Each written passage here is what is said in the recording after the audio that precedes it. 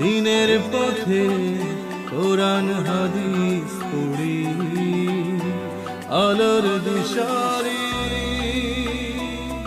আলোর দিশারি। আসসালামু আলাইকুম ওয়া রাহমাতুল্লাহি ওয়া বারাকাতুহু। আলহামদুলিল্লাহ ওয়া শুকরুলিল্লাহ ওয়া সালাতু ওয়া সালামু আলা রাসূলিল্লাহ ওয়া বাদ। সুপ্রিয় দর্শক, কাছে কিংবা দূরে, বিশ্বজুড়ে বাংলা ভাষাভাষী যারা যেখান থেকে দেখছেন, আপনাদের প্রিয় চ্যানেল নাগরিক টিভির পর্দায় সাহরির এই মাহেন্দ্রক্ষণে আপনাদেরকে স্বাগত জানাচ্ছি। আমি আব্দুর রহমান হোসাইনি। প্রিয় দর্শক, আপনারা দেখছেন আল আরাফা ইসলামী ব্যাংক নিবেদিত আলোর দিশারি, powered by Inan company limited. Co sponsor হিসেবে রয়েছে হজ ও ওমরার বিশ্বস্ত প্রতিষ্ঠান আল নাফি ট্রাভেলস ও কাবার পথে এভিয়েশন এবং ঝিলমিল হাসপাতাল, কেরানীগঞ্জ, ঢাকার সৌজন্যে। প্রিয় দর্শক, আজ আমরা অত্যন্ত গুরুত্বপূর্ণ একটি জীবন ঘনিষ্ঠ বিষয় নিয়ে আলোচনা শুনব। আজ আমরা কথা বলবো হুব্বে রাসূল ও জিয়ারাতে মদিনার গুরুত্ব তাৎপর্য নিয়ে। আর এই বিষয়ে আলোচনা করার জন্য আমাদের স্টুডিওতে উপস্থিত হয়েছেন, আমাদের সাথে রয়েছেন বিশিষ্ট আলেমদ্বীন হযরত মাওলানা মুফতি মিসবাহুর রহমান রফিকি। আসসালামু আলাইকুম ওয়া রাহমাতুল্লাহি ওয়া বারাকাতুহু। এই পর্যায়ে আমরা সরাসরি আলোচনায় চলে যাব।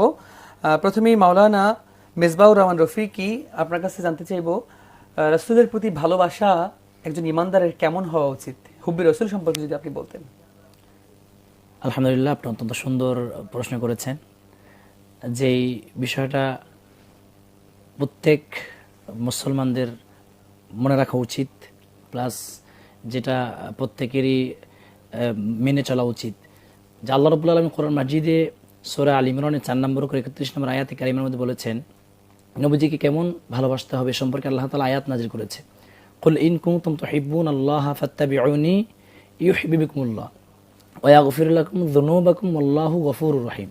আল্লাহ বলেন, কুল, ওগবার হাবিব আপনি বলুন, ইন কুনতুম তুহিব্বুনাল্লাহ, তারা যদি আমি আল্লাহকে ভালোবাসতে চাই, ফাত্তাবিউনি, তাহলে যেন আপনি নবীজিকে অনুকরণ করে, ইউহিব্বুকুমুল্লাহ, তাহলে আমি আল্লাহ তাআলা তাদেরকে ভালোবাসবো।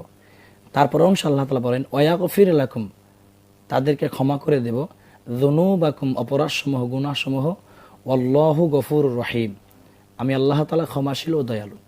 মোহতারাম, এখানে একটা বিষয় লক্ষণীয়, সেটা হচ্ছে আল্লাহ রসুলের ভালোবাসা প্রকাশের মাধ্যম হচ্ছে রসুলের অনুসরণ করা। প্যারা নবীজির অনুসরণ, তার তাহজিব, তামাদ্দুন, তার মুজাসসাম নমুনার সুন্নার অনুসরণের মাধ্যমে তাকে ভালোবাসতে হবে।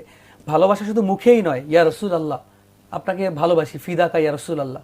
ফিদাকা মুখে মুখে বললেই হবে নাকি আমলেও পরিণত করতে হবে? আমলে পরিণত করতে হবে। রাসূলের অনুসরণের মাধ্যমে, রাসূলের সুন্নার পালনের মাধ্যমে তাকে ভালোবাসতে হবে।